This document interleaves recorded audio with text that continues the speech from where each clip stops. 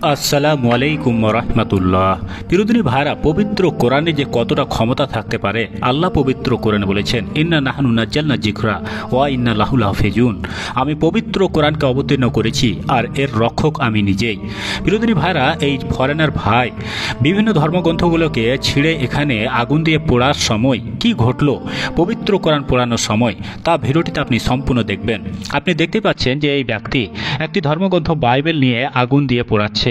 আগুন দিয়ে যখন পোড়ায় বাইবেলটি, তখন ধীরে ধীরে বাইবেলে আগুন লেগে যায়। Les bishops, archibishops, je ne sais même pas comment on peut vous appeler. Dites-moi, où sont les versets qui prouvent que votre gars là, votre Jésus, les blancs aux yeux bleus, où sont les versets et les chapitres? Montrez-moi, montrez-nous. Au lieu d'insulter les gens, montrez-nous. Bande de menteurs. Voilà, nous aussi c'est pareil. Tout ça c'est des conneries. À la poubelle. Pareil. Voilà, Jésus va. C'est terminé pour lui.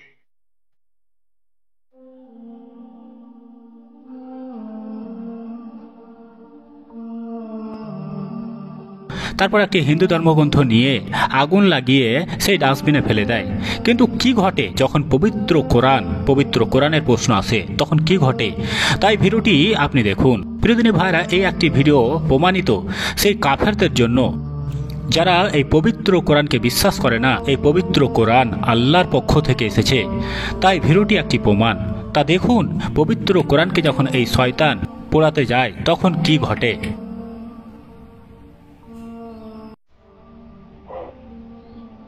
Nous sommes des enfants du soleil, des fils de Ra, d'Osiris et d'Isis, d'Horus, celui que vous appelez Jésus là.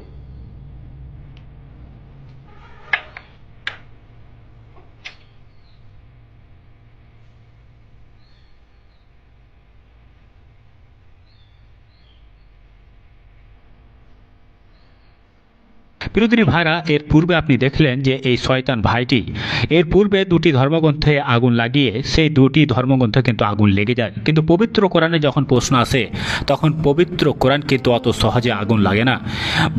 শত চেষ্টার পরও, অত্যন্ত চেষ্টা করার পরও সেই পবিত্র কোরআনে আগুন লাগে না। পবিত্র কোরআন হলো আল্লাহ সুবহানাহু ওয়া তাআলার বাণী, এটি একটি প্রমাণ। তারপর সে ক্ষিপ্ত হয়ে পবিত্র কোরআনকে ছিঁড়েই ফেলতে বাধ্য হয় সেই ডাস্টবিনে। বিরোধী ভাইরা, এই পবিত্র কোরআন আল্লাহ সুবহানাহু ওয়া তাআলা নিজেই রক্ষা করবেন, এটা আল্লাহ সুবহানাহু ওয়া তাআলা নিজের কথা। বিরোধী ভাইরা, ভিডিওটিকে শেয়ার করে অন্যান্য আমাদের নাস্তিক ভাইদের দেখার সুযোগ করে দিন। আল্লাহ সুবহানাহু ওয়া তাআলা যেন তাদেরকেও হেদায়েত দান করেন। সকলে বলুন আমিন।